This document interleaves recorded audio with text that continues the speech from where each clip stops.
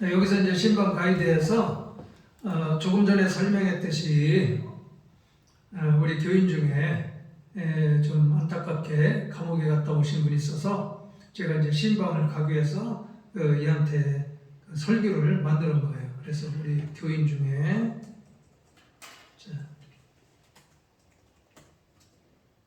40대 청년이 감옥에 다녀왔는데 위로 설교를 신방 위로 설교를 하려고 해. 자, 위로가 되고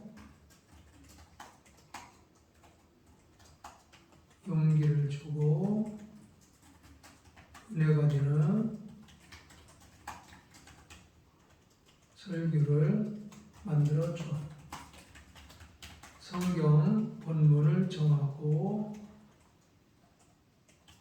제목을 정하고 간략하게 3대지로 설교를 작성해줘. 이렇게 어떤 상황이든 그 상황을 자세하게 설명하면서 이렇게 설교를 만들어 달라고 하시면 돼요. 자, 여러분 이제 성경 본문과 또 그 대지가 내용이 각자 다를 수가 있어요. 어쨌든 이렇게 만들어 준다. 그래서 저는 이제 실패 자리에서도 다시 세우시는 주님. 내용이 제목이 좋네요. 실패의 자리에서도 다시 세우시는 주님. 이사야 43장 1절과 2절 말씀입니다. 야곱아 너를 창조하신 여호와께서 지금 말씀하시느니라. 이스라엘 너를 지으신 이가 말씀하시느니라. 너는 두려워하지 말라. 내가 너를 구속하였고 너를 진호하여 불렀나니 너는 내 것이라. 그러면서 들어가는 말씀이 있고 하나님은 우리의 과거보다 크신 분이십니다. 하나님은 깊은 상처 속에서도 우리를 다시 일으키십니다. 이렇게 하나님은 다시 시작하는 사람에게 새 길을 열어주십니다. 이 정도면은 어느 정도 위로가 되어지고 이제 힘을 줄 수 있는 그런 설교가 이제 만들어졌다 생각이 되어져요. 오 목사님 어떻게 나왔어요? 여기는 저는요 이사야 43장 18절 19절이고요. 네. 제목은 다시 시작하시는 하나님. 네. 일대지는 하나님은 과거보다 현재를 보신다. 네. 두 번째는 하나님은 실패한 인생도 새롭게 하신다. 그래요. 세 번째는 하나님은 새로운 길을 반드시 여신다. 아유, 좋네. 네. 좋네요. 오 목사님 개척거보다 낫네요. 어이구, 그 정도면은 굉장히 위로가 되겠죠. 네. 조 목사님 어떻게 나왔습니까? 예, 사도행전 16장 25절과 26절의 말씀 본문으로 하고요. 네. 감옥에서도 함께 하시는 하나님. 네. 첫 번째 대진 하나님은 가장 낮은 자리에서도 함께 하십니다. 네. 두 번째 하나님은 실패 속에서도 새로운 길을 여십니다. 네. 하나님은 반드시 회복의 날을 준비하십니다. 네. 찬송가도 삽입되어 있고요. 그렇죠. 그리고 기도가 있네요. 예, 이렇게 위로 설교는 지가 알아서 그 관련된 성 찬송가를 한두 개 꼭 설명을 해줘요. 소개를 해줘요. 그리고 마무리까지 기도까지도 만들어줘요. 그러니까 마무리 기도도 사실은 잘 해줘야 돼요. 그렇죠? 그래서 설교하고 관련되게 그 사람에게 맞는 그런 설교를 기도를 이렇게 해주는 것이 좋다. 그래서 이제 이렇게 감옥에 갔던 우리 형제를 위해서 위로 설교를 만들었고, 자 우리 임사모님은 어떻게 잘 나왔어요? 저는 다시 일어나게 하시는 하나님의 은혜로요. 네. 미가서 7장 8절 말씀으로 하나님은 넘어짐 속에서도 소망을 주십니다. 하나님은 가장 낮은 자리에서도 함께 하십니다. 하나님은 다시 시작하는 인생을 축복합니다. 찬송가고 기도까지. 그랬어요. 아유, 할렐루야. 찬송과 기도까지. 네. 자, 이렇게 하면은 그 감옥에 갔다 온 우리 형제를 위해서 신방 가는데 힘이 나겠죠. 자, 또 어떤 설교가 있느냐면은 이제 교인들 중에 시험 든 사람들 많잖아요. 그런 사람들 우리가 신방하는데 설교가 참 쉽지 않잖아요. 자, 조 목사님, 시험 든 사람 중에 어떤 유형이 어려울까요? 좀 관계에 좀 갈등이 있는. 그러니까 이제 교인들 간에 네. 다툼이 있어서 교회를 안 나오는 사람들 있잖아요. 네. 그러니까 이런 경우에 신방 갈 때 쉽지 않잖아요. 그렇죠? 네. 그러면 구체적으로 하는 거예요. 예를 들어서 자, 50대 여자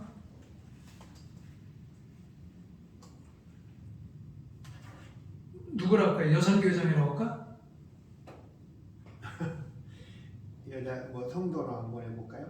성도나 권사? 집사? 권사 한번 해보죠. 권사. 네. 50대 여자 권사가 교인과의 불편한 관계로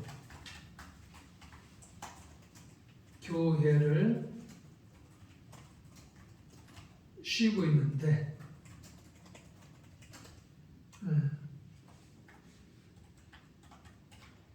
위로 신방을 하려고 해.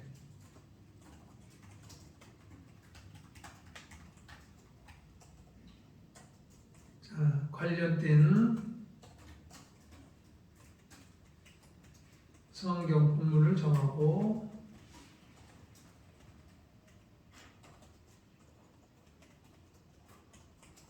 제목을 정하고 3대지로 간략하게 설교를 만들어줘. 자, 여기다가 여러분들이 더 구체적으로 요청할 수가 있어요. 그 여자 권사가 불편한 관계인데 그 불편한 관계가 어떤 내용인지 그것까지도 좀 더 자세히 하면 더 좋아요. 네, 무슨 얘기인지 알았죠? 네. 그렇게 해서 어쨌든 설교를 만들어 달라고 하는 거예요. 네. 그러면 어떻게 나오나 봅시다. 이제 또 역시 각자 내용이 다를 텐데 제목이 상한 마음을 가까이 하시는 주님. 네, 이거 좋은 말이네요. 주님은 상한 마음을 외면하지 않으십니다. 관계의 상처보다 주님의 은혜가 더 큽니다. 여기 관계의 상처보다 주님의 은혜가 더 큽니다. 이것이 임팩트 할 것 같아요. 관계의 상처보다 주님의 은혜가 더 큽니다. 또 주님은 다시 사랑하고 다시 서게 하십니다. 저도 이제 작년에 우리 권사님 한 분이 교회 그 임원하고 크게 다퉈가지고 교회를 좀 쉰 적이 있어요. 그래서 AI 설교를 딱 해가지고 그렇게 해서 딱 가서 다른 거 없어요. 그냥 그 말씀으로 딱 설교를 해주니까 은혜가 되어져가지고 그 말씀에 은혜 받고 다시 나왔어요. 할렐루야. 다시 회복됐어요. 그러니까 그런 경우들이 그래서 이 설교가 굉장히 중요한데 그러니까 이제 위로하러 가서 어떤 인간적인 말을 하면은 회복시키기 어려워요. 그 인간적인 말을 하게 되면은 뭐 자꾸 이렇고 저렇고 불평이나 더 하고 자꾸만 말이 많아져. 근데 가서 인간적인 말할 필요 없이 하나님의 말씀을 가져가서 말씀으로 주는 거예요. 그런데 말씀을 줄 때에 적절하게 줘야지. 그렇다고 말씀을 또 편애하면 안 되잖아요. 누구 편들고 뭐 이런 설교를 하면 또 안 되잖아. 그 심령에 정말 적절하게 그 사람에게 맞는 설교를 딱 때려줘야 된단 말이에요. 그런 것을 우리가 선택하고 준비하는데 쉽지 않다는 거죠. 그렇죠? 그런데 이렇게 예를 통해서 구체적으로 하게 되면은 정말 기가 막히게 어떤 상황이든 주님은 상한 마음을 외면하지 않으십니다. 관계의 상처보다 주님의 은혜가 더 큽니다. 주님은 다시 사랑하고 다시 서게 하십니다. 그러면서 이 말씀을 가지고 딱 준비를 하는 거예요.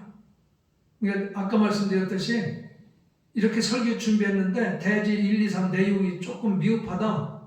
그러면은 또 대지 1 자꾸 인용을 하는 겁니다.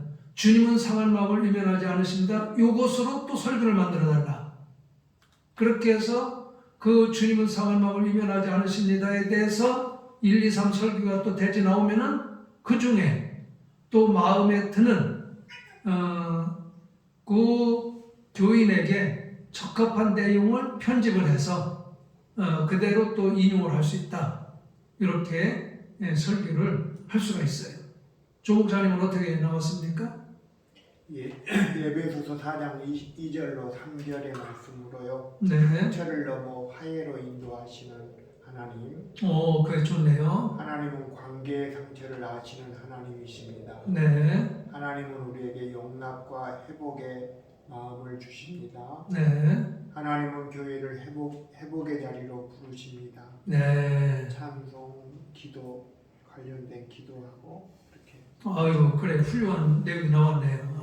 우리 오 목사님 어떻게 나왔어요? 시편 34편 18절 나왔네요. 네. 제목은 상처 속에서도 하나님은 일하십니다.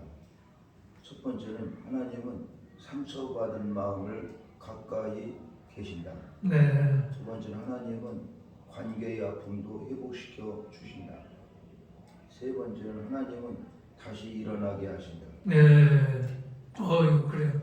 이렇게 맞게 적절하게 설교를 만들어서 가게 되면은 그 설교를 하는데 자신이 생기잖아요. 그렇죠? 이렇게 우리가 적용을 하는 것이 좋다. 신방설교. 그래서 첫 번째 의제 감옥에 다녀온 우리 형제를 위한 설교, 또 교인들 간의 갈등으로 인해 시험 들어서 나오지 않는 경우들, 그런 신방 설교를 이렇게 만들고, 또 하나 더 해볼까요? 자, 이제 사업의 실패. 자, 50대 남자 집사가 이제 장사를 하다가 크게 실패해서 시험이 들어 교회를 나오지 않고 있는데, 그 집사를 위로하고 다시 믿음을 회복할 수 있는 설교를 만들어줘. 자, 그런 경우 많잖아요. 교인들 중에 뭐 사업을 하다가 장사를 하다가 크게 실패해서 시험 들어가지고 안 나올 경우들 많잖아요. 자, 그런데 가서 아유, 집사님 괜찮습니다. 하나님이 축복하십니다. 뭐 이렇게 이제 우리가 인간적인 말을 해도 그게 그 사람들의 마음에 크게 감동을 못 주는 경우도 있다 이 말이에요. 그러니까 우리 목회자들은 무조건 말씀으로 그들을 회복시켜야 돼요. 하나님의 말씀으로. 하나님의 말씀이 능력이 있으니까. 그래서 이렇게 성경 본문을 정하고,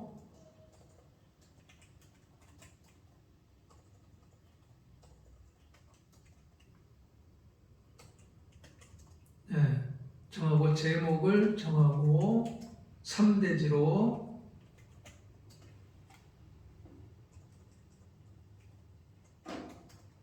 간략하게 설교를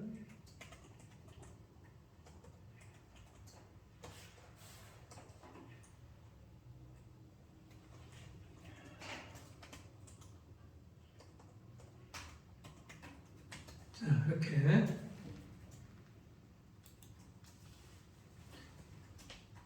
근데 그 조목사님 제 신방 가이드를 쓰시게 되면은 굳이 설교를 만들어줘 이런 얘기 하지 않아도 얘는 그 설교에 대해서 최적화되어 있기 때문에 그냥 내용만 50대 남자가 시험 들었는데 사업하다 장사하다 시험 들었는데 설교를 하려고 해. 본문을 정하고 제목을 만들어줘 이렇게만 딱 쳐도 그러면은 뭐 설교를 만들어 달라는 건 그렇게 안 해도 얘는 지가 알아서 설교를 만들어줘요. 그냥 용건만 딱 쳐도. 그러면 교수님 영문으로만 쳐야 되나요? 한글로는 아니고? 그 저기 만들 때 그렇죠. 네. 영문으로만. 반드시 영문으로. 그렇죠. 예. 대문자, 소문자도 쳐야 대문자, 소문자 가려서 예. 스페이스 띄우고 예. 그렇게 해야만이 예. 제 GPT가 뜰 수가 있어요. 예. 네. 이제 그 위에도 제 GPT 들어가서 제가 만든 거 있으니까 예. 거기서 다 불러서 하시면 돼요. 예. 사용하시면 예. 주석이 있고 설교 길잡이 있고 예. 다 있으니까 예. 가셔서 가져다가 예. 마음대로 쓰세요. 예. 그게 하나에 100만 원짜리인데 다 무료로 드리는 거예요. 제가 만든 거. 예. 자 그렇게 해서 무너진 자리에도 다시 일으키시는 하나님. 예. 사업하다가 무너졌잖아요. 예. 그러면서 하나님은 실패한 사람을 버리지 않으십니다. 이렇게 다 지가 만들어 주잖아요. 하나님은 무너진 자리에서 믿음을 다시 세우십니다. 하나님은 다시 일어나는 사람에게 세기를 여십니다. 이 내용이 너무 좋네. 이게 사업에 실패한 사람한테 가서 뭐 인간적으로 아이고 저기 집사님 이제 다시 일어나실 수 있습니다.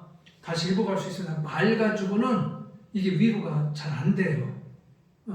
왜냐하면 다 망해서 절망 중에 있는데 다시 회복할 겁니다. 그건 누가 모르나요? 그런데 그냥 하나님의 말씀으로 선포를 하는 거예요. 이렇게. 그래서 하나님의 말씀은 운동력이 있다고 그랬잖아요. 골수를 쪼개기까지 한다고 그랬잖아요. 그러니까 하나님의 말씀을 붙들고 기도하고 딱 이렇게 가서 그 말씀 적절하게 맞게 딱 선포를 하는 거예요. 그러면은 말씀을 통해서 거의 다 회복되는 역사가 일어나요. 믿으시오? 아멘? 그래서 이렇게 실패한 그런 성도들 위해서도 이렇게 기도를 설교를 만들 수 있다. 이렇게 그러니까 설교를 만드시고 원본을 만드시고 그거를 복사해 놓은 다음에 그 내용을 좀 더 보완하시고 하고 싶다 하면은 첫 번째 한 스타일로 각 대지마다 또 설교를 만들어 달라. 성경 관련된 성경 구절도 인용해 달라. 성경적인 예시도 적용해 달라. 일반적인 예어도 적용해 달라. 이런 식으로 계속 예를 통해서 요청을 해가지고 그걸 편집해서 얼마든지 만들어갈 수 있다. 그러면은 신방 설교에 대해서 막힘이 없어요. 그 신방하는데 두려움이 없어져. 그렇죠, 임사모님? 신방 가려면은 당장 설교 준비하는데 어디 본문을 정할지 어떻게 해야 될지 얼마나 방송이 힘듭니까? 조목사님 그렇죠? 어떤 경우는 신방 갈 때 말씀도 제대로 준비되지 못해가지고 가면서 계속 그냥 그것만 생각을 하고 가서도 그게 제대로 됩니까? 그냥 대충 또 중언부언 하다가 그렇게 오면은 마음이 안 좋잖아요. 그러니까 우리가 요즘에 식당에 가면 음식들이 얼마나 기가 막히게 데코레이션이 되고 음식들이 보기 좋은 떡이 먹기도 좋다고 얼마나 음식들이 포장이 잘 돼 있습니까? 그러니까 먹기 좋잖아요. 설교도 이렇게 음식처럼 어느 정도 우리가 잘 만들어야죠. 그렇죠? 그렇게 해서 그 영의 양식을 딱 먹여야 되죠. 그러니까 이런 준비가 필요한데 우리가 직접 준비하려니까 뭐 할 일이 많잖아요. 목회하면서 또 이것도 하고 저것도 하다 보면은 또 특별히 갑자기 생기는 신방, 종목사님. 갑자기 생기는 신방. 몇 시간 후에 가야 돼. 그 설교 준비 제대로 못하고 가는 경우들이 많이 생기잖아요. 그러니까 이렇게 여러분들이 설교를 감옥에 갔다 온 형제, 교인들 중에 어떤 다툼이 있어서 안 나오는 그런 교인들, 또 사업이나 장사하다가 실패해서 안 나오는 경우들, 심지어는 예를 들어서 가족 중에 그 자녀를 잃은 부모가 있어요. 자녀를 잃은 부모가 있어. 그렇죠? 네. 그럼 자녀를 잃은 부모에게 이번에 안전공업에서 12명이 목숨을 잃었잖아요. 거기 젊은이들이잖아요, 전부. 그 부모들이 얼마나 고통스럽겠습니까? 근데 거기 가서 자녀 잃은 부모한테 가서 위로 설교를 해줘야 되는데 무슨 설교를 하겠어요? 어떤 부모를 가지고 고민하지 마시고 AI를 붙들고 요청을 하세요. 무슨 얘기인지 알았죠? 우리 70대 권사님이 불의의 사고로 아들을 잃었는데 위로 신방을 하려고 한다. 그러니 본문도 정해주고 그 권사님을 위로할 수 있는 은혜스러운 설교를 만들어 달라. 그럼 얘가 순식간에 뚝딱뚝딱 해서 설교를 다 만들어준다 이 말이야. 그러면은 어쨌든 설교 준비가 됐으니까 그 말씀을 붙들고 기도하면서 그러면서 가는 거예요. 가서 하나님께 맡기고 말씀을 선포하는 거야. 할렐루야. 그러면은 하나님이 역사하시고 말씀이 역사하시니까 그 70 잡수신 권사님이 아들 잃은 슬픔에 대해서 뭐 100%에 어떻게 될지 모르지만 그건 하나님이 역사하는 거지만 말씀을 통해서 위로가 되고 은혜가 된다 이 말이에요. 이렇게 준비하시면은 신방 설교를 이렇게 준비하시면 좋다. 알겠죠? 네, 그래서 이제 시간이 다 됐으니까 오늘 여기까지 정리하고 마치도록 하겠는데, 설교에 대해서 이제 설교에 대해서 아직도 더 해야 될 것들이 있어요. 그건 이제 다음에 또 진도 나가면서 필요한 시간에 설교에 대해서도 보충을 하도록 하겠는데, 어쨌든 우리 목회 현장이 가장 중요한 것이 목회 현장에서 설교다. 이 텍스트 기반은 우리가 설교에 대해서 최적화됐기 때문에 여러분 목사님들이 하여튼 주일 설교, 절기 설교, 그리고 새벽 설교, 또 금요 철야 기도회, 또 혹은 신방 설교, 이제 여기서 또 장례 설교도 중요해요. 장례 설교도 다음 시간에 더 필요하시면은 더 말씀을 같이 나누도록 했으면 좋겠는데, 하여튼 이렇게 설교 준비들을 잘 하시고 일주일 동안 잘들 하시고 복습들을 잘 하셔서 다음 주에 또 우리가 같이 기쁨으로 만날 수 있기를 바라겠습니다. 수고들 하셨어요. 감사합니다. 이상으로 오늘 강의를 마치도록 하겠습니다. 교수님 이게 내 채팅방에 이대로 이렇게 계속 설교를 만들